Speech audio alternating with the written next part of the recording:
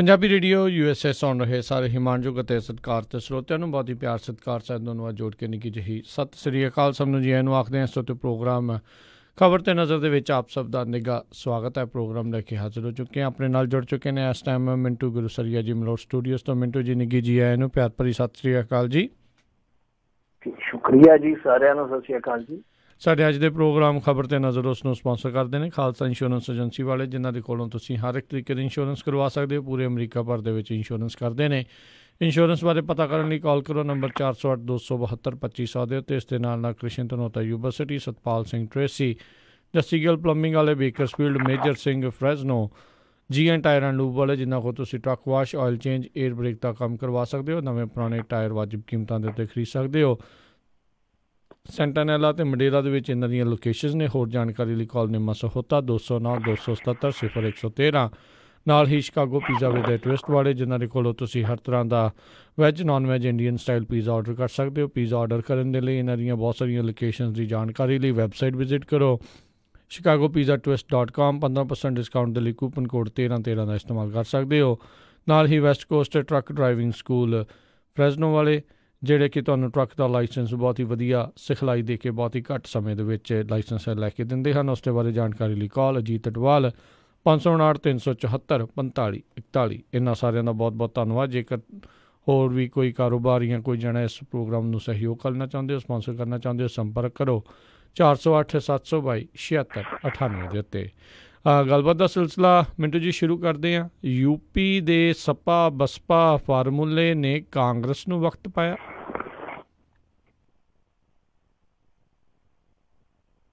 ਮਿੰਟੂ ਜੀ ਜੀ ਤੁਹਾਡੀ ਆਵਾਜ਼ ਕੱਟ ਗਈ ਜੀ। ਮੈਨੂੰ ਮੈਂ ਸਵਾਲ ਨੂੰ ਦੁਹਰਾ ਦਿੰਦਾ ਵੀ ਕਹਿੰਦੇ ਯੂਪੀ ਦੇ ਸਪਾ ਬਸਪਾ ਫਾਰਮੂਲਾ ਨੇ ਕਾਂਗਰਸ ਨੂੰ ਵਕਤ ਪਾਇਆ।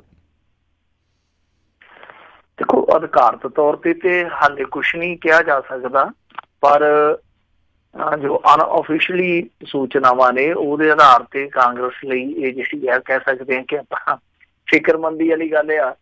ਕਿਉਂਕਿ ਦੱਸਦੇ ਆ ਕਿ ਬਹੁਜਨ ਸਮਾਜ ਪਾਰਟੀ ਤੇ ਸਮਾਜਵਾਦੀ ਪਾਰਟੀ ਹੈ ਜਿਹੜਾ ਇਹਨਾਂ ਦਾ ਗੱਠਜੋੜ, ਸੰਭਾਵੀ ਗੱਠਜੋੜ ਜਿਹਨੂੰ ਆਪਾਂ ਕਹੀਏ, ਉਹਨਾਂ ਨੇ ਟਿਕਟਾਂ ਦੀ ਜਿਹੜੀ ਵੰਡ ਆ ਆਪੋ ਵਿੱਚ ਦੀ ਦੱਸਦੇ ਆ ਕਿ ਤੈਅ ਕਰ ਲਈ ਆ। ਉਹਦੇ ਚ ਫਾਰਮੂਲਾ ਜਿਹੜਾ ਉਹ 37-37 ਆ, ਯਾਨੀ 37 ਉਹ ਲੈਣਗੇ, 37 ਉਹ ਲੈਣਗੇ। 2 ਕਾਂਗਰਸ ਨੂੰ ਛੱਡੀਆਂ ਨੇ ਉਹਨਾਂ ਨੇ, ਤੇ ਬਾਕੀ 2 ਉਹਨਾਂ ਨੇ ਬਾਗੀਆਂ ਲਈ ਰੱਖੀਆਂ, ਤੇ 2 ਉਹਨਾਂ ਨੇ ਰੱਖੀਆਂ ਜੇ ਕੋਈ ਭਾਜਪਾ ਚੋਂ ਆ ਜਾਏ ਜਾਂ ਇੱਧਰੋਂ ਆ ਜਾਏ। ਮਤਲਬ ਕਿ ਉਹਨਾਂ ਨੇ ਆਪਣਾ ਸਾਰਾ ਸੈਟਅਪ ਹੈ ਜਿਹੜਾ ਉਹ ਕਰ ਲਿਆ ਵਾ। ਤੇ ਹਾਲਾਂਕਿ ਜਾਣਕਾਰ ਜਿਹੜੇ ਦੱਸਦੇ ਆ ਉਹ ਇਹੋ ਗੱਲ ਦੱਸਦੇ ਆ ਕਿ ਮਾਇਆਵਤੀ ਦਾ ਜਨਮ ਦਿਨ ਹੈ 15 ਜਨਵਰੀ ਨੂੰ, ਉਹ ਤੋਂ ਪਹਿਲਾਂ ਕੋਈ ਓਫੀਸ਼ੀਅਲੀ ਐਲਾਨ ਵੀ ਕਰ ਸਕਦੇ ਆ। ਕਾਂਗਰਸ ਲਈ ਜਿਹੜਾ ਉਹ ਵੱਡਾ ਝਟਕਾ, ਕਿਉਂਕਿ ਯੂਪੀ ਦੇ ਵਿੱਚ 80 ਸੀਟਾਂ ਨੇ ਔਰ ਐਤਕੀ ਸਾਰੇ ਜਿਹੜੇ ਸਿਆਸੀ ਮਾਹਰ ਆ ਉਹ ਇਹੋ ਹੀ ਗੱਲ ਕਹਿੰਦੇ ਆ ਕਿ ਯੂਪੀ ਦਾ ਜਿਹੜਾ ਨਤੀਜਾ ਹੋਊਗਾ ਉਹ ਬਹੁਤ ਕੁਛ ਤੈਅ ਕਰੂਗਾ।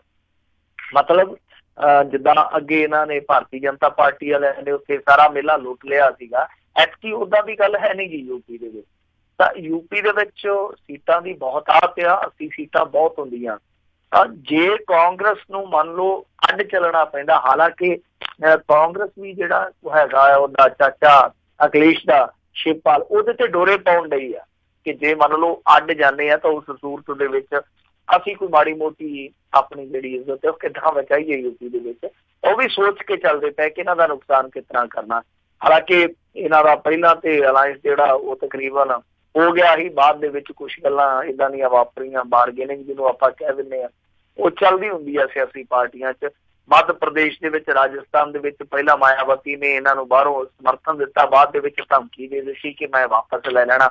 ਉਹ ਸਾਰੀਆਂ ਚੀਜ਼ਾਂ ਇਹੀ ਇੱਕ ਤਰ੍ਹਾਂ ਨਾਲ ਕਹਿ ਲਈਏ ਕਿ ਪ੍ਰਮਾਣਿਤ ਕਰਦੀਆਂ ਸੀਗੀਆਂ ਕਿ ਮਾਇਆਵਤੀ ਔਰ ਅਖਿਲੇਸ਼ ਯਾਦਵ ਸ਼ਾਇਦ ਆਉਣ ਵਾਲੀਆਂ ਪਰਿਸਥਿਤੀਆਂ ਜਿਹੜੀਆਂ ਉਹ ਸਮਝ ਚੁੱਕੇ ਆ।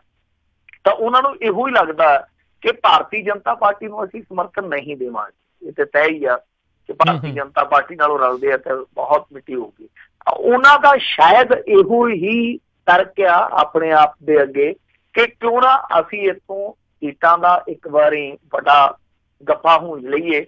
ਉਸ ਤੋਂ ਬਾਅਦ ਜਦੋਂ ਫਿਰ ਸਿੰਘ ਫਸ ਜਾਣਗੇ, ਜਦੋਂ ਫਿਰ ਗਰਾਰੀ ਅੜ ਜਾਊਗੀ, ਤਾਂ ਉਸ ਸੂਰਤ ਦੇ ਵਿੱਚ ਅਸੀਂ ਇੱਕ ਤੀਜੀ ਧਿਰ ਦੀ ਭੂਮਿਕਾ ਅਦਾ ਕਰਕੇ ਬਹੁਤ ਵੱਡਾ ਕੋਈ ਮਾਰਕਾ ਮਾਰ ਸਕਦੇ ਹਾਂ। ਤੋ ਪ੍ਰਧਾਨ ਮੰਤਰੀ ਸ਼ੀਸ਼ੇ ਦੇ ਮੂਹਰੇ ਤੜਕੇ ਉੱਠ ਕੇ ਕਈ ਬਣਦੇ ਆ, ਉਹ ਇੱਕ ਦੋ ਇਹਨਾਂ ਦੀ ਪਾਰਟੀ ਦੇ ਵਿੱਚ ਵੀ ਹੈਗੇ ਆ।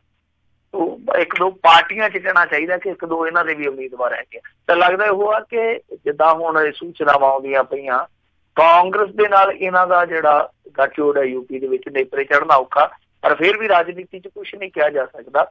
ਜੇ ਉੱਦਾਂ 37-37 ਦੀ ਵੰਡ ਕਰਦੇ ਆ ਤੇ ਵਿੱਚੋਂ ਮੰਨ ਲਓ 37-37 ਦੇ ਮੰਨ ਕੇ ਚੱਲੀਏ ਆਪਾਂ 30 ਵੀ ਲੈ ਜਾਂਦੇ ਆ, ਤਾਂ ਉਸ ਸੂਰਤ ਦੇ ਵਿੱਚ ਜਦੋਂ ਗਰਾਰੀ ਫਸ ਜੂਗੀ, ਨਾ ਉਹਨਾਂ ਦੀ ਸਰਕਾਰ ਬਣੂ ਨਾ ਉਹਨਾਂ ਦੀ ਬਣੂ, ਤਾਂ ਫਿਰ ਜ਼ਿਆਦਾ ਜੀ ਗੱਲ ਆ ਜੇ ਬਾਹਰੋਂ ਸਮਰਥਨ ਦੇਣਗੇ ਜਾਂ ਨਾਲ ਰਲਣਗੇ ਤਾਂ ਫਿਰ ਬਹੁਤ ਕੁਛ ਲੈ ਡਿੱਗਣ। ਜੀ ਜੀ ਬਿਲਕੁਲ। ਇਸ ਟਾਈਮ ਜਿਹੜੀ ਸਿਆਸਤ ਆ ਇਸੇ ਵੱਲ ਨੂੰ ਹੀ ਆ ਵੀ ਜਦੋਂ ਮੌਕਾ ਲੱਗੇ ਤੇ ਕੀ ਕੁਛ ਆਪਣੇ ਪੱਲੇ ਆ ਜਾਵੇ। ਅਗਲੀ ਜਿਹੜੀ ਗੱਲ ਕਰਦੇ, ਕਹਿੰਦੇ ਮਾਰਚ ਦੇ ਪਹਿਲੇ ਹਫ਼ਤੇ ਹੋ ਸਕਦਾ ਲੋਕ ਸਭਾ ਚੋਣਾਂ ਦਾ ਐਲਾਨ। ਦੇਖੋ, ਇਹ ਭਾਰਤੀ ਜਨਤਾ ਪਾਰਟੀ ਦੇ ਜਿਹੜੇ ਬਹੁਤ ਵੱਡੇ ਆਗੂ ਆ ਇਹਨਾਂ ਦੇ ਗੁਜਰਾਤ ਦੇ ਆਈ ਕੇ ਜਾਂਦੇ ਜਾਂ ਉਹਨਾਂ ਦਾ ਕਹਿਣਾ ਹੈ ਕਿ ਮਾਰਚ ਦੇ ਪਹਿਲੇ ਹਫ਼ਤੇ ਹੋਣ ਦੀ ਪੂਰੀ ਸੰਭਾਵਨਾ ਐਲਾਨ ਜਿਹੜਾ ਇਹ ਇਲੈਕਸ਼ਨ ਦਾ ਹੋਣਾ। ਉਹਨਾਂ ਨੇ ਪਤਾ ਨਹੀਂ ਕਿੱਦਾਂ ਕਿਹਾ, ਕਿਉਂਕਿ ਇਹਨਾਂ ਦੇ IT ਸੈੱਲ ਵਾਲਿਆਂ ਨੂੰ ਕਈ ਵਾਰ ਪਤਾ ਲੱਗ ਜਾਂਦਾ ਕਿ ਇੰਨੀ ਤਰੀਕ ਨੂੰ ਇਲੈਕਸ਼ਨ ਹੋਣਾ, ਇੰਨੀ ਤਰੀਕ ਨੂੰ ਨਤੀਜੇ ਆਉਣੇ ਆ। ਆਪਾਂ ਦੇਖਿਆ ਸੀਗਾ ਨਾ ਜਦੋਂ ਸ਼ਾਇਦ ਇੱਕ ਰਾਜ ਦਾ ਮੇਰੇ ਖਿਆਲ ਦੇ ਨਾਲ ਕਰਨਾਟਕ ਦਾ ਐਲਾਨ ਹੋਣਾ ਸੀਗਾ, ਇਹਨਾਂ ਦੇ ਜਿਹੜੇ IT ਸੈੱਲ ਦੇ ਹੈਡ ਆ ਉਹਨੇ ਪਹਿਲਾਂ ਹੀ ਟਵੀਟ ਕਰ ਦਿੱਤਾ ਸੀਗਾ ਕਿ ਇੰਨੀ ਤਰੀਕ ਨੂੰ ਹੋਣਾ। ਆਪਾਂ ਕਹਿ ਨਹੀਂ ਸਕਦੇ ਕਿ ਇਹ ਗਲਤ ਨੇ, ਕਿਉਂਕਿ ਇਹਨਾਂ ਦੇ ਜਿਹੜੇ ਸੂਤਰ ਆ ਉਹ ਕੁਛ ਜ਼ਿਆਦਾ ਹੀ ਤਕੜੇ ਆ। ਮੰਨ ਕੇ ਚੱਲਣਾ ਚਾਹੀਦਾ ਕਿ ਫਿਰ ਜੇ ਇਹ ਸੂਚਨਾ ਸਹੀ ਹੈ ਤਾਂ ਮਾਰਚ ਤੱਕ ਹੀ ਟਾਈਮ ਹੈ ਸਰਕਾਰ ਦੇ ਕੋਲ। ਜਿੱਦਾਂ ਆਪਾਂ ਰਾਤ ਵੀ ਗੱਲ ਕਰਦੇ ਸੀ, ਕੱਲ ਵੀ ਗੱਲ ਕਰਦੇ ਸੀਗੇ, ਤੇ ਹੋ ਸਕਦਾ ਕਿ ਕੁਛ ਹਫ਼ਤਿਆਂ ਦਾ ਹੀ ਸਮਾਂ ਮਿਲੇ। ਤਾਂ ਫਿਰ ਜੇ ਇਹ ਚੀਜ਼ ਨੂੰ ਮੰਨ ਕੇ ਚੱਲੀਏ ਤਾਂ ਫਿਰ ਕੁਛ ਹਫ਼ਤਿਆਂ ਦਾ ਹੀ ਸਮਾਂ ਰਹਿ ਗਿਆ। ਔਰ ਦੂਜੀ ਚੀਜ਼ ਇੱਕ ਹੋਰ ਵੀ ਆ, ਕੁਛ ਰਾਜਾਂ ਦਾ ਇਲੈਕਸ਼ਨ ਹੈ, ਜਿੱਦਾਂ ਹਰਿਆਣੇ ਦੇ ਵਿੱਚ ਆ, ਮਹਾਰਾਸ਼ਟਰ ਦੇ ਵਿੱਚ ਆ, ਸ਼ਾਇਦ ਆਂਧਰ ਦੇ ਵਿੱਚ ਵੀ ਆ। ਤਾਂ ਇਹਨਾਂ ਸੂਬਿਆਂ ਦੇ ਵਿੱਚ ਜਿਹੜੇ ਇਲੈਕਸ਼ਨ ਆ ਕੁੱਲ ਮਿਲਾ ਕੇ 6 ਆ। ਮੈਂ ਤਿੰਨਾਂ ਦਾ ਨਾਂ ਲਿਆ ਕਿਉਂਕਿ ਮੈਨੂੰ ਤਿੰਨਾਂ ਦਾ ਪਤਾ ਕਿ ਇਹਨਾਂ ਦਾ ਇਲੈਕਸ਼ਨ ਬਹੁਤ ਨੇੜੇ ਆ। ਇਹ ਵੀ ਸੁਣਨ ਨੂੰ ਆਉਂਦਾ ਪਿਆ ਕਿ ਹੋ ਸਕਦਾ ਕਿ ਇਕੱਠਾ ਇਲੈਕਸ਼ਨ ਹੈ ਜਿਹੜਾ ਲੋਕ ਸਭਾ ਦਾ ਤੇ ਇਹਨਾਂ 6 ਰਾਜਾਂ ਦਾ ਉਹ ਇਕੱਠਾ ਕਰਵਾ ਦਿੱਤਾ ਜਾਵੇ। ਤਾਂ ਉਹ ਵੀ ਇੱਕ ਫਾਰਮੂਲਾ ਜਿਹੜਾ ਉਹ ਕੱਢਣ ਦਾ ਯਤਨ ਕੀਤਾ ਜਾਊਗਾ ਕਿ ਕੋਈ ਐਸਾ ਫਾਰਮੂਲਾ ਕੱਢਿਆ ਜਾਵੇ ਜਿਹਦੇ ਤਹਿਤ ਮੰਨ ਲਓ ਜਿਹੜਾ ਇਲੈਕਸ਼ਨ 2019 ਦੇ ਅਖੀਰ 'ਚ ਹੋਣਾ ਇਹਨਾਂ ਅਸੈਂਬਲੀਆਂ ਦਾ, ਕਿਉਂਕਿ ਤੁਹਾਨੂੰ ਪਤਾ ਹੀ ਹੈ ਮਹਾਰਾਸ਼ਟਰ ਦੇ ਵਿੱਚ ਵੀ ਸਰਕਾਰ ਇਹਨਾਂ ਦੀ ਆ, ਹਰਿਆਣੇ ਦੇ ਵਿੱਚ ਵੀ ਇਹਨਾਂ ਦੀ ਆ, ਤਾਂ ਉੱਥੇ ਕੋਈ ਦਿੱਕਤ ਨਹੀਂ ਹੈ। ਤਾਂ ਹੋ ਸਕਦਾ ਕਿ ਉਹ ਅਸੈਂਬਲੀਆਂ ਕੁਛ ਪਹਿਲਾਂ ਭੰਨ ਕੇ, ਜਿਨ੍ਹਾਂ ਨੂੰ ਆਪਾਂ ਕਹਿੰਦੇ ਕਿ ਉਹਨਾਂ ਦੀ ਅਸੈਂਬਲੀਆਂ ਦੀ ਮਿਆਦ ਜਿਹੜੀ ਉਹ ਖਤਮ ਕਰ ਦਿੱਤੀ ਜਾਵੇ, ਉਹ ਅਸੈਂਬਲੀਆਂ ਭੰਗ ਕਰਕੇ ਇਲੈਕਸ਼ਨ ਇਹਨਾਂ ਦੇ ਨਾਲ ਕਰਾਇਆ ਜਾਵੇ। ਇਹ ਵੀ ਇੱਕ ਸੰਭਾਵਨਾ ਜਤਾਈ ਜਾ ਰਹੀ ਹੈ।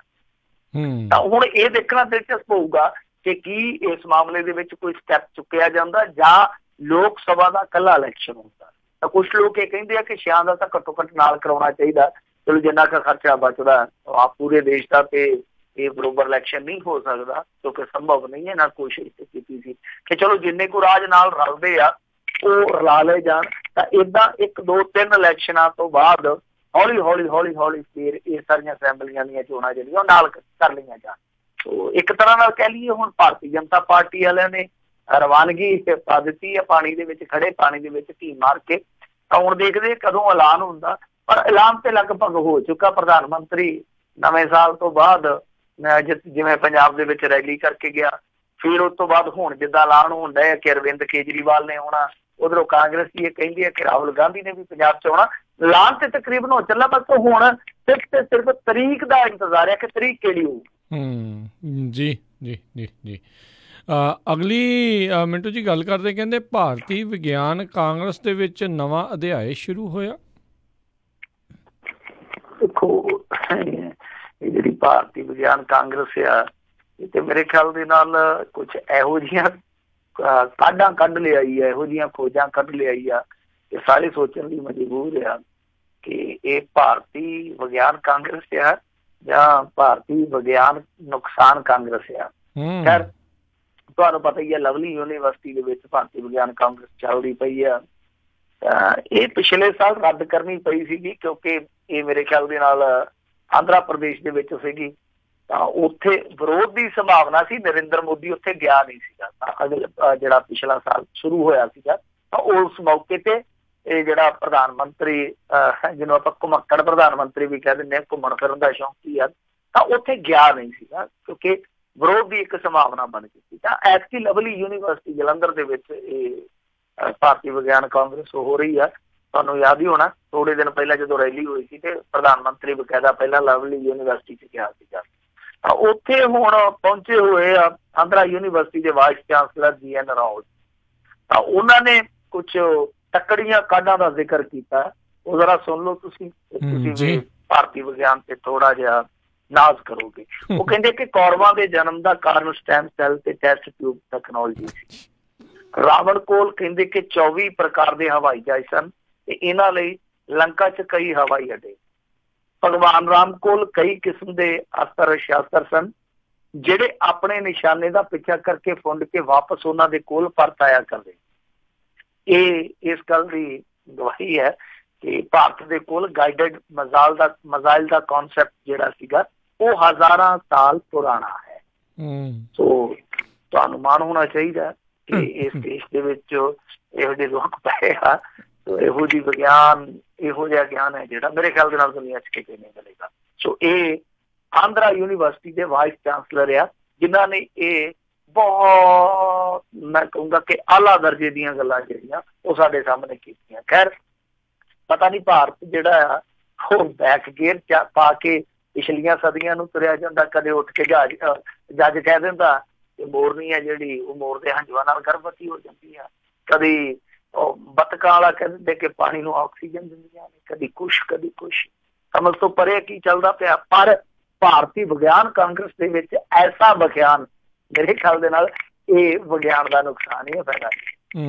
ਬਿਲਕੁਲ ਇਹੀ ਤੇ ਗੱਲ ਆ। ਜੋ ਮਰਜ਼ੀ ਜਿਹੜਾ ਜਾ ਕੇ ਕੋਈ ਵੀ ਕਹੀ ਜਾਂਦਾ ਤੇ ਹਾਸਾ ਤੇ ਉਦੋਂ ਆਉਂਦਾ ਆ ਮਿੰਟੂ ਜੀ ਵੀ ਜਦੋਂ ਸਾਇੰਸਦਾਨ ਇੱਦਾਂ ਦੀਆਂ ਗੱਲਾਂ ਸਾਇੰਸ ਦੀਆਂ ਕਨਵੈਨਸ਼ਨ ਦੇ ਵਿੱਚ ਜਾ ਕੇ ਕਹਿਣ ਤਾਂ ਬਾਕੀ ਮੁਲਕ ਪਤਾ ਨਹੀਂ ਕੀ ਸੋਚਦੇ ਹੋਣੇ ਆ ਫਿਰ ਇਹਨਾਂ ਦੇ। ਮੈਂ ਤੇ ਵਿਗਿਆਨਕ ਜਿਹੜੇ ਉੱਥੇ ਸੁਣ ਰਹੇ ਨੇ, ਵਿਗਿਆਨਕ ਜਾਂ ਜਿਹੜੇ ਸਟੂਡੈਂਟ ਸੁਣ ਰਹੇ ਨੇ ਉਹ ਵੀ ਤਾਂ ਸਰਤਾਨੀ ਹੈ। ਕੋਈ ਸਵਾਲ ਕੋਈ ਕਿੰਤੂ ਪਰੰਤੂ, ਚਲੋ ਆਸਥਾ ਇੱਕ ਵੱਖਰੀ ਚੀਜ਼ ਆ ਜੀ, ਕਿੰਤੂ ਪਰੰਤੂ ਤੇ ਕੀਤਾ ਜਾ ਸਕਦਾ ਨਾ ਕਿ ਇਹ ਇਤਿਹਾਸ ਤੁਸੀਂ ਕੱਢ ਕੇ ਲੈ ਕੇ ਆ ਰਹੇ ਹੋ, ਕੀ ਲੋਕਾਂ ਨੂੰ ਅਗਾਂਹ ਵਧੂ ਬਣਾਓਗੇ ਤੁਸੀਂ?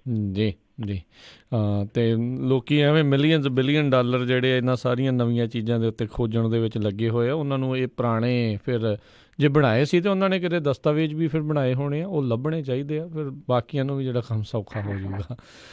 ਅਗਲੀ ਜਿਹੜੀ ਗੱਲ ਕਰਦੇ ਕਹਿੰਦੇ ਵਿਧਾਨ ਸਭਾ ਨੂੰ ਗੁੰਮਰਾਹ ਕਰਨ ਦੇ ਮਾਮਲੇ ਵਿੱਚ ਵਧੀਆਂ ਸੁਖਬੀਰ ਬਾਦਲ ਦੀਆਂ ਮੁਸ਼ਕਿਲਾਂ। ਸੁਖਬੀਰ ਬਾਦਲ ਨੇ ਇੱਕ ਇਲਜ਼ਾਮ ਲਾਇਆ ਸੀ, ਤੁਹਾਨੂੰ ਯਾਦ ਹੋਣਾ। ਇਹਨੇ ਕਿਹਾ ਸੀਗਾ ਕਿ ਜਿਹੜੀ ਜਸਟਿਸ ਰਣਜੀਤ ਸਿੰਘ ਕਮਿਸ਼ਨ ਦੀ ਰਿਪੋਰਟ ਤਿਆਰ ਹੋਈ ਆ ਉਹ ਇੱਕ ਫਾਰਮ ਹਾਊਸ ਤੇ ਜਿਹੜਾ ਨਾਂ ਵੀ ਲਿਆ ਗਿਆ ਸੀਗਾ ਕਿ ਚੰਨਨ ਸਿੰਘ ਨਾਂ ਦੇ ਵਿਅਕਤੀ ਦਾ, ਕਿ ਚੰਨਨ ਸਿੰਘ ਦੇ ਫਾਰਮ ਹਾਊਸ ਤੇ ਸਰਕਾਰੀ ਨੁਮਾਇੰਦਿਆਂ ਨੇ ਰਲ ਕੇ ਤਿਆਰ ਕੀਤੀ ਹੈ। ਤਾਂ ਇਹ ਇੱਕ ਬਹੁਤ ਵੱਡਾ ਦੋਸ਼ ਸੀ। ਉਹਦੇ 'ਚ ਇਹ ਵੀ ਕਿਹਾ ਗਿਆ ਸੀਗਾ ਕਿ ਸੁਖਪਾਲ ਖਹਿਰਾ ਵੀ। ਤਾਂ ਉਸ ਤੋਂ ਬਾਅਦ ਕਿਉਂਕਿ ਇਹ ਗੱਲ ਜਿਹੜੀ ਅਸੈਂਬਲੀ ਦੇ ਵਿੱਚ ਕਹੀ ਗਈ ਸੀ ਖੜ ਕੇ, ਤਾਂ ਉਸ ਤੋਂ ਬਾਅਦ ਇਹਦੇ ਖਿਲਾਫ ਇੱਕ ਕਮੇਟੀ ਬੈਠੀ ਸੀਗੀ ਕਿ ਇਹਨੇ ਕਿਤੇ ਨਾ ਕਿਤੇ ਅਸੈਂਬਲੀ ਨੂੰ ਗੁੰਮਰਾਹ ਕੀਤਾ। ਤਾਂ ਉਹਨਾਂ ਨੇ ਜੋ ਤੱਥ ਇਕੱਤਰ ਕੀਤੇ ਆ, ਜੋ ਲੋਕੇਸ਼ਨਾਂ ਵਗੈਰਾ ਟ੍ਰੇਸ ਕੀਤੀਆਂ ਨੇ, ਤਾਂ ਉਸ ਤੋਂ ਸਾਫ਼ ਹੋ ਗਿਆ ਕਿ ਇਹ ਅਸੈਂਬਲੀ ਨੂੰ ਗੁੰਮਰਾਹ ਕੀਤਾ ਗਿਆ। ਤਾਂ ਹੁਣ ਦੱਸਦੇ ਆ ਕਿ ਮੁਸ਼ਕਿਲਾਂ ਸੁਖਬੀਰ ਬਾਦਲ ਦੀਆਂ ਵੱਧ ਸਕਦੀਆਂ ਕਿਉਂਕਿ ਹੋ ਸਕਦਾ ਹੈ ਕਿ ਪ੍ਰੀਵਿਲੇਜ ਕਮੇਟੀ ਹੈ ਜਿਹੜੀ ਉਹ ਸੁਖਬੀਰ ਸਿੰਘ ਬਾਦਲ ਨੂੰ ਸੰਮਣ ਕਰ ਦੇਵੇ, ਇਹਨੂੰ ਤਲਬ ਕਰ ਲਿਆ ਜਾਵੇ, ਫਿਰ ਇਹਨੂੰ ਆਪਣਾ ਜਵਾਬਦਾਵਾ ਜਿਹੜਾ ਉਹ ਪੇਸ਼ ਕਰਨਾ ਪਊਗਾ। ਕਿਉਂਕਿ ਮਰਿਆਦਾ ਕਮੇਟੀ ਹੁੰਦੀ ਆ ਅਸੈਂਬਲੀ ਦੀ ਬਕਾਇਦਾ, ਜੋ ਇਹੀ ਵੇਖਦੀ ਆ ਕਿ ਜਿਹੜੀ ਵਿਧਾਇਕ ਦੇ ਨਾਲ ਜਾਂ ਅਸੈਂਬਲੀ ਦੇ ਨਾਲ ਮਰਿਆਦਾ ਜੁੜੀ ਹੁੰਦੀ ਆ ਉਹ ਮਰਿਆਦਾ ਕਿਤੇ ਨੁਕਸਾਨੀ ਤੇ ਨਹੀਂ ਜਾਂਦੀ। ਸੋ ਜੋ ਇਹਨਾਂ ਨੇ ਕਿਹਾ ਸੁਖਬੀਰ ਸਿੰਘ ਬਾਦਲ ਨੇ, ਤਾਂ ਮੇਰੇ ਖਿਆਲ ਦੇ ਨਾਲ ਉਹ ਇਹਨਾਂ ਲਈ ਵਕਤ ਜ਼ਰੂਰ ਬਣੂਗਾ। ਦੂਜੀ ਇੱਕ ਚੀਜ਼ ਹੋਰ ਵੀ ਆ ਕਿ ਗੁੰਮਰਾਹ ਕੁਨ, ਜੇ ਇਹ ਗੱਲ ਗੁੰਮਰਾਹ ਕੁਨ ਆ, ਇਹ ਸੁਖਬੀਰ ਸਿੰਘ ਬਾਦਲ ਨੇ ਤੇ ਇੱਕ ਵਾਰੀ ਇਹ ਵੀ ਕਿਹਾ ਸੀਗਾ ਅਸੈਂਬਲੀ ਦੇ ਵਿੱਚ ਖੜ ਕੇ ਕਿ ਆ ਜਿਹੜੀ ਜੀ ਨੌਕਰੀ ਘੁਟਾਲਾ ਇਹ ਅਸੀਂ ਕੱਢ ਦਿਆਂਗੇ, ਇਹਦੀ ਇਨਵੈਸਟੀਗੇਸ਼ਨ ਬਿਠਾਈ ਆ। ਉਹ ਸਰਕਾਰ ਚਲੇਗੀ, ਇਨਵੈਸਟੀਗੇਸ਼ਨ ਦਾ ਕੀ ਹੋਇਆ ਕੋਈ ਪਤਾ ਨਹੀਂ ਲੱਗਿਆ। ਬਾਅਦ ਦੇ ਵਿੱਚ ਇਹਨਾਂ ਨੇ ਕੀਤਾ, ਫਿਰ ਇਹਨਾਂ ਨੇ ਇੱਕ ਵਾਰੀ ਅਸੈਂਬਲੀ 'ਚ ਕਹਿਤਾ ਸੀਗਾ ਕਿ ਆ ਜਿਹੜਾ ਪੋਸਟ ਮੈਟ੍ਰਿਕ ਸਕਾਲਰਸ਼ਿਪ ਘੁਟਾਲਾ ਹੋਇਆ ਅਸੀਂ ਇਹਦੀ ਜਾਂਚ ਪੜਤਾਲ ਕਰਵਾਵਾਂਗੇ, ਇਹਨਾਂ ਦੀ ਸਰਕਾਰ ਚਲੇਗੀ। ਉਹ ਜਾਂਚ ਪੜਤਾਲ ਕੀਤੀ ਸੀ। ਯਾਨੀ ਅਸੈਂਬਲੀ ਨੂੰ ਗੁੰਮਰਾਹ ਕਰਨਾ ਇਹੋ ਜਿਹੇ ਨੁਕਤੇ ਤੇ ਤਾਂ ਤੁਸੀਂ ਘੇਰ ਲੈਂਦੇ ਹੋ। ਜਦੋਂ ਜਨਤਾ ਨੂੰ ਐਡੇ ਵੱਡੇ ਵੱਡੇ ਲੋਲੀਪੌਪ ਦੇ ਕੇ ਗੁੰਮਰਾਹ ਕਰ ਜਾਂਦੇ ਆ, ਉਹਦੇ ਲਈ ਵੀ ਤੇ ਕੋਈ ਮਰਿਆਦਾ ਹੋਣੀ ਚਾਹੀਦੀ ਆ ਨਾ। ਯਾਨੀ ਜਿਹੜੇ ਮੈਂ ਤੇ ਇਹ ਗੱਲ ਕਹਿਣਾ ਤੇ ਤੁਸੀਂ ਆ ਬਣਾਉਂਦੇ ਜੇ ਚੋਣ ਮੈਨੀਫੈਸਟੋ, ਚੁਣ ਕੇ ਝੂਠ ਚੁਣ ਕੇ ਉਹਦੇ ਵਿੱਚ ਸਬਜ਼ਬਾਗ ਸ਼ਾਮਲ ਕਰਦੇ ਜੇ। ਤੇ ਇਹ ਵੀ ਤੇ ਗੁੰਮਰਾਹ ਕਰਨ ਵਾਲੀ ਗੱਲ ਹੀ ਆ ਨਾ। ਉਹ ਜੇ ਅਸੀਂ ਸਮਝਦੇ ਹਾਂ ਕਿ ਅਸੈਂਬਲੀ ਦੀ ਇੱਕ ਮਰਿਆਦਾ ਤੇ ਸਮਾਜ ਦੀ ਵੀ ਤੇ ਇੱਕ ਮਰਿਆਦਾ ਹੋਣੀ ਚਾਹੀਦੀ ਹੈ। ਥੋੜ੍ਹੀ ਉੱਠ ਕੇ ਸਮਾਜ ਨੂੰ ਠੱਗ ਲਿਆ ਜਾਵੇ। ਚਲੋ ਅਸੈਂਬਲੀ ਵੱਖਰੀ ਚੀਜ਼ ਆ, ਸਮਾਜ ਇੱਕ ਵੱਖਰੀ ਇਕਾਈ ਆ, ਪਰ ਗੱਲ ਤੇ ਇਹੋ ਹੀ ਕਿ ਇਸ ਸਮਾਜਿਕ ਇਕਾਈ ਨੂੰ ਉਹ ਤਰਜਮਾਨੀ ਦਿੰਦੀ ਹੈ ਅਸੈਂਬਲੀ। ਤਾਂ ਜਿਹੜਾ ਇੱਥੇ ਹਰੇਕ ਬੰਦਾ ਉੱਠ ਕੇ ਲੋਕਾਂ ਨੂੰ ਬੇਵਕੂਫ ਬਣਾਇਆ ਜਾਂਦਾ, ਇਹਦੇ ਬਾਰੇ ਵੀ ਸੋਚਣਾ ਚਾਹੀਦਾ, ਵਿਚਾਰਨਾ ਚਾਹੀਦਾ ਕਿ ਖਾਸ ਤੌਰ ਤੇ ਮੈਨੀਫੈਸਟੋ ਦੇ ਵਿੱਚ ਜਿਹੜੇ ਝੂਠ ਘੜੇ ਜਾਂਦੇ ਆ, ਇਹ ਜੋ ਗੁੰਮਰਾਹਕੁਨ ਪ੍ਰਚਾਰ ਕੀਤਾ ਜਾਂਦਾ, ਇਹਦੇ ਤੇ ਵੀ ਲਗਾਮ ਲੱਗੇ। ਜੀ ਜੀ ਜੀ। ਅਗਲੀ ਮਿੰਟੂ ਜੀ ਗੱਲ ਕਰਦੇ ਸਿਟੀ ਸੈਂਟਰ ਘਪਲਾ ਸੈਣੀ ਦਾ ਦਾਅਵਾ ਕੇਸ ਬੰਦ ਹੋਣ ਤੇ ਸਰਕਾਰ ਨੂੰ ਹੋਵੇਗਾ 1500 ਤੋਂ 3000 ਕਰੋੜ ਦਾ ਘਾਟਾ। ਇਹਨਾਂ ਨੇ ਕੇਸ ਪਾਇਆ ਹੋਇਆ ਇੱਕ, ਔਰ ਇਹ ਕੇਸ ਹੈ ਕਿ ਸਿਟੀ ਸੈਂਟਰ ਘੁਟਾਲੇ ਦੇ ਵਿੱਚ ਜਿਹੜੀ ਕਲੋਜ਼ਰ ਰਿਪੋਰਟ ਦਾਖਲ ਕੀਤੀ ਜਾ ਰਹੀ ਆ, ਤਾਂ ਉਹਦੇ ਬਰਖਲਾਫ ਆ ਕਿ ਜੇ ਉਹ ਕਲੋਜ਼ਰ ਰਿਪੋਰਟ ਤੁਸੀਂ ਸੁਣਦੇ ਹੋ, ਉਹਦੇ ਤੇ ਕੋਈ ਕਾਰਵਾਈ ਕਰਦੇ ਆ, ਤਾਂ ਉਸ ਤੋਂ ਪਹਿਲਾਂ ਸੁਮੇਧ ਸੈਣੀ ਨੂੰ ਸੁਣਿਆ ਜਾਵੇ। ਸੁਮੇਧ ਸੈਣੀ ਹੈ ਜਿਹੜਾ, ਉਹ ਜਿੱਦਾਂ ਤੁਸੀਂ ਦੱਸ ਹੀ ਦਿੱਤਾ ਕਿ ਦਾਅਵਾ ਠੋਕਦਾ ਪਿਆ ਕਿ ਘੁਟਾਲਾ ਹੈ। ਹੁਣ ਕਮਾਲ ਦੀ ਗੱਲ ਆ ਕਿ ਵਿਜੀਲੈਂਸ ਜਿਹੜੀ ਹੈ ਉਹ ਕਹਿੰਦੀ ਆ ਕਿ ਨਹੀਂ ਜੀ, ਉਦੋਂ ਕੇਸ ਬਣਦਾ ਸੀਗਾ, ਹੁਣ ਕੇਸ ਇਹ ਬਣਦਾ ਹੀ ਨਹੀਂ, ਵਿਜੀਲੈਂਸ ਕਹਿ ਰਹੀ ਆ। ਔਰ ਉਸ ਸਮੇਂ ਦਾ ਜਿਹੜਾ ਵਿਜੀਲੈਂਸ ਹੈਡ ਆ, ਉਹ ਕਹਿੰਦਾ ਕਿ ਨਹੀਂ ਜੀ, ਇਹ ਘੁਟਾਲਾ ਹੈ ਤੇ ਬੜਾ ਜ਼ਬਰਦਸਤ ਘੁਟਾਲਾ, ਯਾਨੀ ਇਹ ਘੁਟਾਲਾ ਜਿਹੜਾ 1500 ਤੋਂ 3000 ਕਰੋੜ ਦਾ ਘੁਟਾਲਾ। ਪਰ ਇਹ ਤੋਂ ਵੀ ਵਿਚਿੱਤਰ ਗੱਲ ਇਹ ਆ ਕਿ ਵਿਜੀਲੈਂਸ ਕਹਿੰਦੀ ਆ ਕਿ ਨਹੀਂ ਜੀ, ਕੇਸ ਬਣਦਾ ਹੀ ਨਹੀਂ। ਤੇ ਵਿਜੀਲੈਂਸ ਦਾ ਅੱਗੇ ਇੱਕ SP ਸੀਗਾ, ਉਹ ਵੀ ਆ ਗਿਆ ਸੀ ਅਦਾਲਤ ਦੇ ਵਿੱਚ, ਕਹਿੰਦਾ ਜੀ ਇਹ ਰਲੇ ਹੋਏ ਆ ਪ੍ਰਕਾਸ਼ ਸਿੰਘ ਬਾਦਲ ਤੇ ਕੈਪਟਨ ਅਮਰਿੰਦਰ ਸਿੰਘ, ਇੱਕ ਦੂਜੇ ਨੂੰ ਕਲੀਨ ਚਿੱਟ ਖੇਡਦੇ ਆ। ਤਾਂ ਹੁਣ ਇਹ ਬੜੀ ਵਿਚਿੱਤਰ ਗੱਲ ਆ, ਬੜੀ ਵਿਲੱਖਣ ਗੱਲ ਆ ਕਿ ਵਿਜੀਲੈਂਸ ਦੇ ਉਸ ਸਮੇਂ ਦੇ ਅਧਿਕਾਰੀ ਕਹਿੰਦੇ ਆ ਕਿ ਘੁਟਾਲਾ ਹੋਇਆ, ਤੇ ਵਿਜੀਲੈਂਸ ਜਿਹੜੀ ਇਸ ਸਮੇਂ ਸਰਕਾਰ ਦੇ ਹੇਠ ਚੱਲਦੀ ਆ, ਉਹ ਕਹਿੰਦੀ ਆ ਕਿ ਨਹੀਂ ਜੀ, ਇਹਨਾਂ ਨੇ ਕੋਈ ਘੁਟਾਲਾ ਕੀਤਾ। ਤਾਂ ਇਹਦਾ ਮਤਲਬ ਇਹ ਆ ਕਿ ਕਿਤੇ ਨਾ ਕਿਤੇ ਤਾਂ ਗੜਬੜ ਹੈ, ਜਾਂ ਤੇ ਵਿਜੀਲੈਂਸ ਝੂਠ ਬੋਲਦੀ ਆ, ਜਾਂ ਆਹ ਵਿਜੀਲੈਂਸ ਨਾਲ ਜੁੜੇ ਅਧਿਕਾਰੀ ਝੂਠ ਬੋਲਦੇ ਆ। ਇਹ ਜਨਤਾ ਨੂੰ ਸਾਫ਼ ਹੋਣਾ ਚਾਹੀਦਾ, ਪਤਾ ਲੱਗਣਾ ਚਾਹੀਦਾ ਕਿ ਘੁਟਾਲਾ ਹੈ ਜਾਂ ਨਹੀਂ। ਜੇ ਹੈ ਤੇ ਫਿਰ ਇਹਨਾਂ ਦੀ ਜਾਨ ਕਿਉਂ ਛੱਡੀ ਜਾ ਰਹੀ ਹੈ। ਇਹ ਤਮਾਸ਼ਾ ਜਿਹਾ ਬਣ ਗਿਆ। ਪਹਿਲੀ ਗੱਲ ਤੇ ਜਿੱਦਾਂ ਅੱਗੇ ਵੀ ਆਪਾਂ ਖਬਰਾਂ ਕੀਤੀਆਂ ਕਿ ਸੁਮੇਧ ਸੈਣੀ ਨੇ ਆਖਿਆ ਕਿ ਸਾਡੇ ਕੋਲ ਪੁਖਤਾ ਸਬੂਤ ਨੇ, ਤੇ ਮੈਂ ਕਹਿੰਦਾ ਹਾਂ ਕਿ ਗੁੱਟੋ ਫੜ ਕੇ ਨੂੰ ਉੱਥੇ ਅਦਾਲਤ ਚ ਬਹਾਉਣਾ ਚਾਹੀਦਾ ਕਿ ਜੇ ਤੇਰੇ ਕੋਲ ਸਬੂਤ ਸੀਗੇ ਤੇ ਹੁਣ ਤੱਕ ਤੂੰ ਮੂਰਤ ਕਢਾਉਂਦਾ ਸੀ, ਮੂਰਤ ਨੂੰ ਉਡੀਕਦਾ ਸੀਗਾ, ਹੁਣ ਤੱਕ ਇਹ ਸਬੂਤ ਜਿਹੜੇ ਸੀਗੇ ਤੂੰ ਕਿਉਂ ਨਹੀਂ ਰੱਖੇ? ਤੂੰ ਤੇ ਸਰਵਿਸ ਦੇ ਵਿੱਚ ਰਿਹਾ ਪਿਛਲੇ ਸਾਲ ਤੱਕ। ਤੋ ਇਹ ਸਾਰੀਆਂ ਚੀਜ਼ਾਂ ਜਿਹੜੀਆਂ ਹੁਣ ਵੇਖਦੇ ਆ, ਕੋਰਟ ਵੇਖੂਗੀ। 17 ਜਨਵਰੀ ਤਰੀਕ ਪਾ ਦਿੱਤੀ ਹੈ, ਪਰ ਕੁੱਲ ਮਿਲਾ ਕੇ ਜਿਹੜਾ ਇਹ ਮਾਮਲਾ ਬਣਦਾ ਨਜ਼ਰ ਆਉਂਦਾ, ਕਿਤੇ ਨਾ ਕਿਤੇ ਇਹ ਵੀ ਵਿੱਚੋਂ ਭਿਣਕ ਪੈਂਦੀ ਆ ਕਿ ਜਿਸ ਤਰੀਕੇ ਨਾਲ ਸੁਮੇਧ ਸੈਣੀ ਤੇ ਦਾਗ ਡਿੱਗ ਸਕਦੀ ਆ ਬੇਅਦਬੀ ਦੇ ਮਾਮਲਿਆਂ ਦੀ ਜਾਂ ਗੋਲੀਕਾਂਡ ਦੀ, ਕਿਉਂਕਿ SIT ਹੈ ਜਿਹੜੀ ਉਹ ਪੁੱਛਗਿੱਛ ਕਰਦੀ ਆ, ਤਾਂ ਇਹ ਵੀ ਚਰਚਾ ਚੱਲਦੀ ਆ, ਇਹ ਵੀ ਭਿਣਕ ਪੈਂਦੀ ਆ ਕਿ ਸੁਮੇਧ ਸੈਣੀ ਨੇ ਆਪਣੇ ਜਿਹੜੇ ਉੱਤੇ ਉਹਦੇ ਸਿਰ ਦੇ ਤਲਵਾਰ ਲਟਕਦੀ ਆ, ਉਹਨੂੰ ਹਟਾਉਣ ਵਾਸਤੇ ਇਹ ਜਿਹੜਾ ਸਾਰਾ ਕੁਛ ਆ ਉਹ ਕੀਤਾ, ਤਾਂ ਕਿ ਇੱਕ ਦਬਾਅ ਜਿਹੜਾ ਉਹ ਕੈਪਟਨ ਅਮਰਿੰਦਰ ਸਿੰਘ ਤੇ ਵੀ ਬਰੋਬਰ ਚੱਲਦਾ ਰਹੇ। ਜੀ ਜੀ। ਪਰ ਮਿੰਟੂ ਜੀ, ਬੜੀ ਹੈਰਾਨੀ ਵਾਲੀ ਗੱਲ ਵੀ ਆ ਤੇ ਲੋਕਾਂ ਦੇ ਬਾਰੇ ਵੀ ਸੋਚਣ ਵਾਲੀ ਗੱਲ ਆ ਵੀ ਜਦੋਂ ਉਹ ਆਉਂਦੇ ਤਾਂ ਵੀ ਘਪਲਾ, ਜਦੋਂ ਦੂਜੇ ਆਉਂਦੇ ਤਾਂ ਵੀ ਘਪਲਾ, ਤੇ ਲੋਕ ਕਿਤੇ ਨਾ ਕਿਤੇ ਫਿਰ ਭੁੱਲ ਜਾਂਦੇ ਨੇ ਵੀ ਜੇ ਕੋਈ 1500 3000 ਕਰੋੜ ਦਾ ਜਾਂ ਹੋਰ ਕਈ ਹਜ਼ਾਰੀ ਕਰੋੜੇ ਜਿਹੜੇ ਘਪਲੇ ਹੋਏ ਆ, ਤੇ ਫਿਰ ਲੋਕ ਫਿਰ ਬਾਰ-ਬਾਰ ਉਹਨਾਂ ਨੂੰ ਹੀ ਚੁਣੀ ਜਾਂਦੇ ਆ। ਜਿੱਦਾਂ ਤੁਸੀਂ ਚੋਣ ਮੈਨੀਫੈਸਟੋਆਂ ਤੋਂ ਵੀ ਗੱਲ ਕਰਦੇ ਸੀ, ਬਹੁਤੇ ਲੋਕਾਂ ਨੂੰ ਪਤਾ ਵੀ ਇਹ ਚੀਜ਼ਾਂ ਨਹੀਂ ਮਿਲਦੀਆਂ, ਪਰ ਜੇ ਉਹ ਨਾ ਪਾਉਣ ਤਾਂ ਲੋਕੀ ਫਿਰ ਵੋਟ ਵੀ ਨਹੀਂ ਪਾਉਂਦੇ। ਸਮਝ ਨਹੀਂ ਆਉਂਦੀ ਫਿਰ ਬਣੂਗਾ ਕੀ। ਲੋਕਾਂ ਕੋਲ ਆਪਸ਼ਨ ਵੀ ਹੈ ਨਹੀਂ, ਹੈ ਨਾ, ਆਪਸ਼ਨ ਹੋਰ ਹੈ ਨਹੀਂ ਗਾ। ਉਹ ਪਹੁੰਚੋ ਕੇ ਫੇਰ ਵੱਜਦੇ ਵਜਾਉਂਦੇ ਉੱਧਰ ਹੀ ਚਲੇ ਜਾਂਦੇ ਆ ਕਿ ਚਲੋ ਐਤਕੀ ਆਹ ਬੰਦਾ ਖੁਰੇ ਕੁਛ ਚੰਗਾ ਕਰ ਜਾਵੇ। ਜਿੱਦਾਂ ਐਤਕੀ ਕੈਪਟਨ ਅਮਰਿੰਦਰ ਸਿੰਘ ਤੇ ਸੀ, ਕਾਂਗਰਸ ਨੂੰ ਲੋਕਾਂ ਨੇ ਵੋਟ ਨਹੀਂ ਪਾਈ, ਕੈਪਟਨ ਅਮਰਿੰਦਰ ਸਿੰਘ ਤੇ ਉਮੀਦ ਸੀਗੀ ਕਿ ਉਦੋਂ ਕੈਪਟਨ ਨੇ ਚੰਗੇ ਕੰਮ ਕੀਤੇ ਪਹਿਲੇ ਟਰਮ ਦੇ ਵਿੱਚ, ਤਾਂ ਇਹਨੂੰ ਦੁਬਾਰਾ ਮੌਕਾ ਦੇਣਾ ਚਾਹੀਦਾ। ਕਿਉਂਕਿ ਜਿਹੜਾ ਬੰਦਾ ਇਹ ਪ੍ਰਧਾਨ ਮੰਤਰੀ ਬਣਦਾ ਜਾਂ ਮੁੱਖ ਮੰਤਰੀ ਬਣਦਾ, ਉਹਨੂੰ ਇੱਕ ਸਮਾਂ ਵੀ ਚਾਹੀਦਾ, ਤਾਂ ਸ਼ਾਇਦ ਕੈਪਟਨ ਅਮਰਿੰਦਰ ਸਿੰਘ ਨੂੰ ਹੋਰ ਸਮਾਂ ਦੇਣਾ ਚਾਹੀਦਾ, ਬਿਹਤਰ ਕੰਮ ਕਰ ਸਕਦਾ। ਪਰ ਹੁਣ ਅੱਗੋਂ ਬੰਦਾ ਉਹੋ ਜਿਹਾ ਨਿਕਲੇ, ਉਹ ਏਡੇ ਵੱਡੇ ਮੈਂਡੇਟ ਨੂੰ ਦਗਾ ਦੇ ਜਾਵੇ, ਤੇ ਫਿਰ ਕੀ ਕਰ ਸਕਦੇ? ਲੋਕਾਂ ਦਾ ਤੇ ਕੋਈ ਕਸੂਰ ਨਹੀਂ ਹੈ ਨਾ। ਲੋਕਾਂ ਨੇ ਅਕਾਲੀ ਭਾਜਪਾ ਸਰਕਾਰ ਨੂੰ ਰੱਦ ਕਰ ਦਿੱਤਾ ਕਿਉਂਕਿ ਉਹਨਾਂ ਦਾ 10 ਸਾਲ ਦਾ ਜਿਹੜਾ ਵਿਕਾਸ ਸੀਗਾ ਉਹ ਕੁਝ ਜ਼ਿਆਦਾ ਹੀ ਹੋ ਗਿਆ ਸੀਗਾ। ਤਾਂ ਉਹਨਾਂ ਨੇ ਦੂਸਰਾ ਬੰਦਾ ਚੁਣਿਆ। ਦੂਸਰਾ ਬੰਦਾ ਦੇਖੋ ਪਹਿਲੀ ਟਰਮ ਉਹਦੀ ਵੇਖੀ ਜਾਵੇ ਕਿ ਕੰਮ ਠੀਕ ਠਾਕ ਕਰਕੇ ਗਿਆ ਸੀ। ਹਾਲਾਂਕਿ ਉਦੋਂ ਵੀ ਦੋਸ਼ ਤੇ ਕਈ ਲੱਗਦੇ ਸੀ। ਸਿੰਜਾਈ ਘੁਟਾਲਾ ਉਦੋਂ ਹੋਇਆ, ਲੁੱਕ ਘੁਟਾਲਾ ਉਦੋਂ ਹੋਇਆ, ਜ਼ਮੀਨਾਂ ਜਿਹੜੀਆਂ ਸਸਤੇ ਭਾਅ ਤੇ ਵੇਚੀਆਂ ਗਈਆਂ ਉਹ ਵੀ ਇੱਕ ਘੁਟਾਲਾ ਸੀਗਾ। ਘੁਟਾਲੇ ਤੇ ਉਦੋਂ ਵੀ ਹੋਏ ਸੀ ਪਰ ਕੰਮ ਬਿਹਤਰ ਕੀਤੇ ਗਏ ਸੀਗੇ ਕੁਛ। ਤਾਂ ਲੋਕਾਂ ਨੂੰ ਉਮੀਦ ਸੀ ਕਿ ਲੋਕਾਂ ਨੇ ਉਸ ਉਮੀਦ ਤੇ ਫੁੱਲ ਚੜਾਏ ਪਰ ਉਹ ਉਮੀਦ ਹੀ ਧੋਖਾ ਦੇ ਕਿ ਲੋਕ ਕੀ ਕਰਨ। ਫਿਰ ਆਮ ਆਦਮੀ ਪਾਰਟੀ ਸੀ। ਆਮ ਆਦਮੀ ਪਾਰਟੀ ਪਹਿਲਾਂ ਜਿੱਦਾਂ ਚੱਲੀ ਲੋਕ ਉਹਦੇ ਵੱਲ ਵੀਰਾਂ ਘੱਟ ਕੇ ਗਏ ਪਰ ਬਾਅਦ ਦੇ ਵਿੱਚ ਉਹਨਾਂ ਦੇ ਜਿਹੜੇ ਫੈਸਲੇ ਸੀ ਉਹੀ ਆਤਮਘਾਤੀ ਬਣ ਕੇ। ਲੋਕ ਕੀ ਕਰਨ ਦੱਸੋ ਜੀ। ਅਗਲੀ ਜਿਹੜੀ ਮਿੰਟੂ ਜੀ ਜਾਂਦਿਆਂ ਦੀ ਗੱਲ ਕਰਦੇ ਕਹਿੰਦੇ ਕਰਤਾਰਪੁਰ ਲਾਂਘੇ ਦੇ ਉੱਤੇ ਮੋਦੀ ਦੇ ਦਾਅਵੇ, ਕੈਪਟਨ ਸਰਕਾਰ ਵੱਲੋਂ ਖੋਖਲੇ ਕਰਾਰ।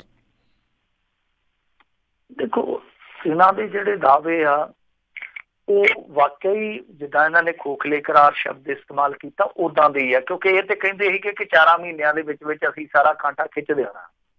ਇਹਨਾਂ ਨੇ ਇਹੀ ਗੱਲ ਕਹੀ ਸੀਗੀ ਕਿ 4 ਮਹੀਨਿਆਂ ਦੇ ਵਿੱਚ ਸਾਡੇ ਵੱਲੋਂ ਜਿਹੜਾ ਵੀ ਇਹ ਲਾਂਘਾ ਹੈਗਾ ਜਿੰਨਾ ਵੀ ਫੰਡ ਆ ਉਹ ਅਸੀਂ ਸਾਰੇ ਦਾ ਸਾਰਾ ਜਿਹੜਾ ਉਹ ਬਣਾ ਦੇਵਾਂਗੇ। ਪਰ ਦੱਸਦੇ ਕਿ ਉੱਥੇ ਇੱਕ ਪਿੱਲੀ ਇੱਟ ਤੱਕ ਨਹੀਂ ਲਾਈ ਇਹਨਾਂ ਨੇ ਹੁਣ ਤੱਕ। ਤਾਂ ਸੁਖਜਿੰਦਰ ਸਿੰਘ ਰੰਧਾਵਾ ਨੇ ਵੀ ਇਹੋ ਗੱਲ ਕਹੀ, ਕਹਿੰਦਾ ਕਿ ਮੈਂ ਉੱਥੇ ਟਾਵਰ ਤੇ ਚੜ੍ਹ ਕੇ ਵੇਖਿਆ, ਪਤਾ ਨਹੀਂ ਟਾਵਰ ਤੇ ਚੜ੍ਹਿਆ ਕਿ ਵਾਟਰ ਵਰਕਸ ਦੀ ਟੈਂਕੀ ਤੇ ਚੜ੍ਹਿਆ, ਉਹ ਕਹਿੰਦਾ ਮੈਂ ਵੇਖਿਆ ਚੰਗੀ ਤਰ੍ਹਾਂ ਉਹ ਤੇ ਧੂਗਾ ਪੱਟੀ ਆਉਂਦੇ ਆ ਤੇ ਉਹਨਾਂ ਨੇ ਤਾਂ ਬਣਾ ਕੇ ਤਿਆਰ ਕਰ ਦੇਣਾ ਹੋਰ ਕੁਝ ਦਿਨਾਂ ਤੱਕ। ਜਿਸ ਰਫਤਾਰ ਦੇ ਨਾਲ ਉਹ ਕੰਮ ਕਰਦੇ ਪਏ ਪਾਕਿਸਤਾਨ ਵਾਲੇ, ਉਹਨਾਂ ਨੇ ਤੇ ਥੋੜੇ ਦਿਨਾਂ ਤੱਕ ਤੁਹਾਨੂੰ ਕਹਿ ਦੇਣਾ ਕਿ ਆਓ ਭਾਈ ਆ ਜਾਓ ਜੀ ਆਇਆਂ ਨੂੰ। ਤੇ ਕਹਿੰਦੇ ਕਿ ਇਹਨਾਂ ਨੇ ਕੋਈ ਇੱਟ ਨਹੀਂ ਲਾਈ, ਕੋਈ ਪੈਸਾ ਨਹੀਂ ਘੱਲਿਆ। ਅਸੀਂ ਜਿਹੜਾ ਡੇਰਾ ਬਾਬਾ ਨਾਨਕ ਅਥਾਰਟੀ ਬਣਾ ਕੇ ਉਹ ਫੰਡ ਦੇਣਾ ਸੀ ਉਹ ਦੇ ਦਿੱਤਾ ਵਾ। ਤੇ ਨਾ ਹੀ ਇਹਨਾਂ ਨੇ ਕੋਈ ਜਿਹੜੇ ਉੱਥੇ ਕਰਮਚਾਰੀ ਭੇਜਣੇ ਆ ਉਹਨਾਂ ਬਾਰੇ ਕੋਈ ਗੱਲ ਕੀਤੀ ਆ, ਨਾ ਕੋਈ ਉਹਨਾਂ ਵਾਸਤੇ ਜਗ੍ਹਾ ਬਣਾਈ। ਤਾਂ ਕੁੱਲ ਮਿਲਾ ਕੇ ਦੇਖੋ ਹੁਣ ਕੋਰੀਡੋਰ ਦੀ ਰਾਜਨੀਤੀ ਜਿਹੜੀ ਆ ਉਹ ਸ਼ੁਰੂ ਹੋ ਚੁੱਕੀ ਆ ਕਿਉਂਕਿ ਨਰਿੰਦਰ ਮੋਦੀ ਹੋਰੀ ਕ੍ਰੈਡਿਟ ਲੈਣਾ ਚਾਹੁੰਦੇ ਆ ਤਾਂ ਕਾਂਗਰਸ ਕਿਸੇ ਨਾ ਕਿਸੇ ਤਰੀਕੇ ਨਾਲ ਜੋ ਉਹ ਕ੍ਰੈਡਿਟ ਲੈਣਾ ਚਾਹੁੰਦੇ ਆ, ਫਿਰ ਆਪਣੇ ਸਿਰ ਸਜਾਉਣਾ ਚਾਹੁੰਦੇ ਆ। ਉਹ ਆਸਾਨੀ ਦੇ ਨਾਲ ਕਾਂਗਰਸ ਵਾਲੇ ਆ ਜਿਹੜੇ ਉਹਨਾਂ ਦੇ ਸਿਰ ਨਹੀਂ ਵਜਣ ਦੇਣਾ ਚਾਹੁੰਦੇ। ਇਹ ਚੀਜ਼ ਨੂੰ ਕਾਊਂਟਰ ਕਰ ਰਹੇ ਆ। ਇਹਨਾਂ ਦੇ ਕ੍ਰੈਡਿਟ ਜਿਹੜੀ ਦੌੜ ਹੋੜ ਆ ਉਹਨੂੰ ਕਾਊਂਟਰ ਕਰਦੇ ਪਏ ਆ ਕਿ ਨਹੀਂ ਭਾਈ ਇਹਨਾਂ ਨੇ ਤਾਂ ਕੰਮ ਹੀ ਨਹੀਂ ਕੀਤਾ। ਔਰ ਕਿਤੇ ਨਾ ਕਿਤੇ ਇਹ ਵੀ ਇੱਕ ਆਸ਼ੰਕਾ ਖੜਾ ਕਰਦੇ ਪਏ ਆ ਕਿ ਜਿਹੜਾ ਇਹਨਾਂ ਨੇ 4 ਮਹੀਨਿਆਂ ਦਾ ਵਕਫਾ ਦਿੱਤਾ, ਜੇ ਇਹਨਾਂ ਨੇ ਮਹੀਨਾ ਡੇਢ ਮਹੀਨਾ ਹੋਰ ਢਿੱਲ ਮੱਟ ਰੱਖੀ, ਜਿੱਦਾਂ ਆਪਾਂ ਗੱਲ ਕਹੀ ਆ ਕਿ ਉਦੋਂ ਤੱਕ ਚੋਣ ਵਾਲੇ ਖੇਤਰ ਦੇ ਵਿੱਚ ਇਹ ਗੱਡੀ ਦਾਖਲ ਹੋ ਜਾਣੀ ਆ ਦੇਸ਼ ਦੀ, ਤਾਂ ਫੇਰ ਤੇ ਕੰਮ ਕਿਤੇ ਰਹਿ ਨਾ ਜਾਵੇ। ਤਾਂ ਸੋ ਆਸ਼ੰਕਾ ਖੜਾ ਕੀਤਾ ਜਾ ਰਿਹਾ।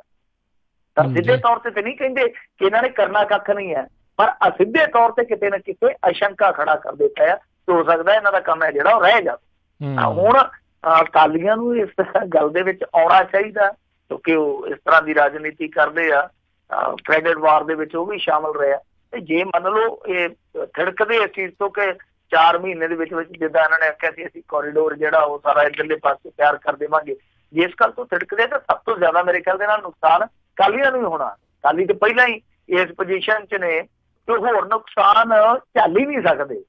ਇਸ ਜਗ੍ਹਾ ਤੇ ਇਸ ਪੋਜੀਸ਼ਨ ਤੇ ਖੜੇ ਆ ਤਾਂ ਅਕਾਲੀਆਂ ਨੂੰ ਇਹ ਚਾਹੀਦਾ ਕਿ ਉਹ ਇਸ ਮਾਮਲੇ ਦੇ ਵਿੱਚ ਸਫਾਈ ਦੇਣ। ਇਹ ਦੋਸ਼ ਜਾਂ ਇਹ ਇਲਜ਼ਾਮ ਕਾਂਗਰਸ ਪਾਰਟੀ ਦਾ ਹੋ ਸਕਦਾ ਪਰ ਇਹ ਸਵਾਲ ਸਾਰਿਆਂ ਦਾ ਹੀ ਆ ਕਿ ਜਦੋਂ ਉਹ ਤਿਆਰ ਕਰੀ ਜਾਂਦੇ ਆ ਤੇ ਉਹਨਾਂ ਨੇ ਕੁਝ ਦਿਨ ਤੱਕ ਸ਼ਾਇਦ ਉਹ ਤਿਆਰ ਕਰ ਦੇਣਾ ਤਾਂ ਫਿਰ ਤੁਸੀਂ ਇੰਨੀ ਢਿੱਲ ਮੱਠ ਕਿਉਂ ਦਿਖਾ ਰਹੇ ਹੋ ਭਾਈ। ਜੀ ਜੀ ਜੀ।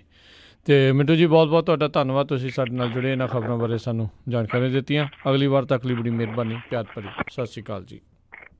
ਸਤਿ ਸ਼੍ਰੀ ਅਕਾਲ ਜੀ। ਜੀ ਤੇ ਸਰੋਤਿਓ ਇੱਥੇ ਹੀ ਸਾਡਾ ਅੱਜ ਦਾ ਇਹ ਪ੍ਰੋਗਰਾਮ ਹੁਣ ਸਮਾਪਤ ਹੈ। ਮਿਲਦੇ ਹਾਂ ਤੁਹਾਨੂੰ ਸਾਰਿਆਂ ਨੂੰ ਅਗਲੀ ਵਾਰ। ਉਦੋਂ ਤੱਕ ਲਈ ਮੇਰੇ ਰਾਜਕਮਵੀਰ ਸਿੰਘ ਵੱਲੋਂ ਵੀ ਤੁਹਾਨੂੰ ਪਿਆਰ ਭਰੀ ਨਿੱਘੀ ਸਤਿ ਸ਼੍ਰੀ ਅਕਾਲ। ਜਿਉਂਦੇ ਵਾਸਤੇ ਰਹੋ, ਹੱਸਦੇ ਖੇਡਦੇ ਰਹੋ, ਸੁਣਦੇ ਰਹੋ ਪੰਜਾਬੀ ਰੇਡੀਓ USA।